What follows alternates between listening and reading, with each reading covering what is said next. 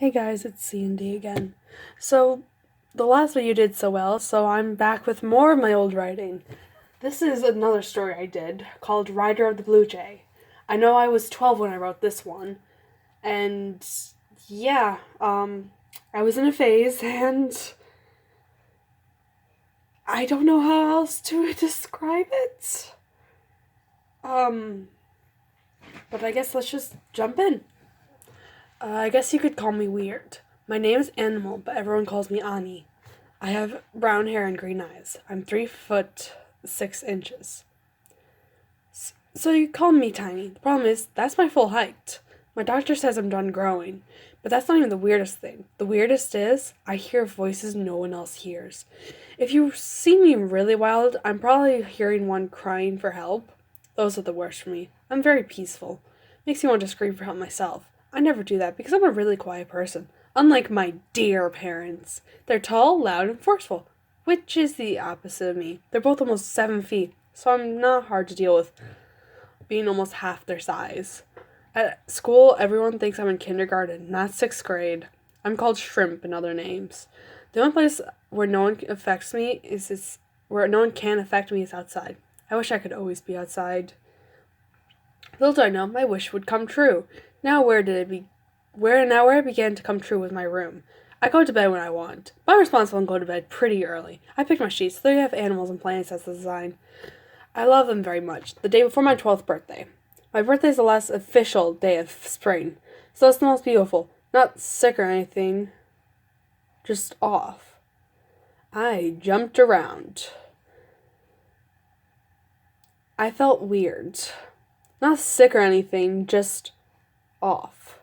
No, I felt weird because 12-year-old me did not. I tried reading thinking maybe I was just really excited. That didn't work, so I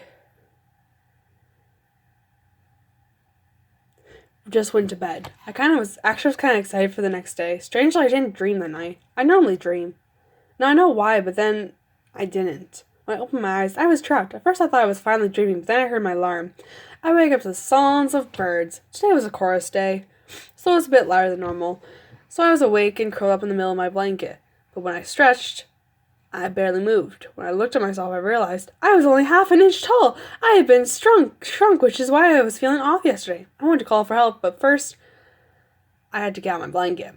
Look at the tiny one, struggles. A voice right now, laughing. So funny now she's smaller than us. Another voice rang out, also laughing. Be nice to her. She was always nice to us, screaming us by name. A third voice rang out, but this one was scolding. By the time I had found the edge of the blanket and climbed out, I recognized Barry, a blue jay, Rosie, a cardinal, and Owl, a mourning dove. Owl was glaring at the others. We're sorry, we didn't mean any offense. It's just funny to us, they chorused. No offense taken, I told them. Barry flew over then. Climb on, little one, she told me, and I obeyed. As soon as I was settled, she spread her wings and flew. Rosie and Owl imitated her, but Owl soon parted company with us. I was too happy to notice. Flying was amazing! When I did, Owl was soaring back, but someone was on her back. Someone who looked exactly like me, except more comfortable flying. But as we neared each other, I felt like something had been reawakened inside me. Owl pulled up alongside Barry. The girl stared at me and I stared at her. We might have started talking if both birds hadn't curved downward all of a sudden.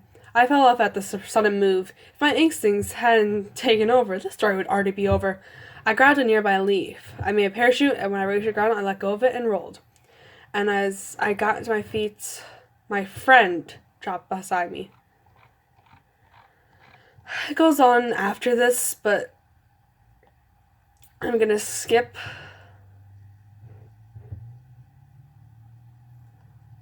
to the end of the story,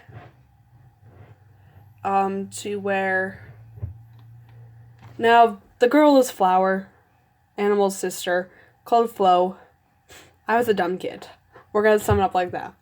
So, here's the end of the story. Owl, Barry, we need a little assistance. They flew in the open window. We mount on them and took off. When we flew out the open window, a cheer went up. Everyone from the village and all the animals were cheering for us. When we reached the village, The mayor came to have a chat with Flo. I wasn't to be included. Everyone moved after Flo and the mayor. I went to my welcome back and congratulations party. All the animals were proud of me. Well, I knew I was welcome somewhere. If no one else in the village wanted me, I could live with any of the animals. Even Swipe, who is their former cat. Soon Flo turned up and had me come back to the village. Apparently, the mayor thought I'd slowed Flo down and was only a little help. She shut that down right away. She told of him half of it was thanks to me. You didn't have to do that, Flo, I told her. Did you, little Annie? She told me telepathically. I smiled at that. Nowadays, you couldn't tell us apart if we weren't using our powers, but I was happy. I was where I was belonged, with my twin Flo and our mom. I'm home. Aw, so sweet. Maybe next I'll read my current story. Only the first chapter, though, because, yeah, I'm still working on it. But hope you enjoyed, and I'll see you next time. This was C&D, and I feel stupid.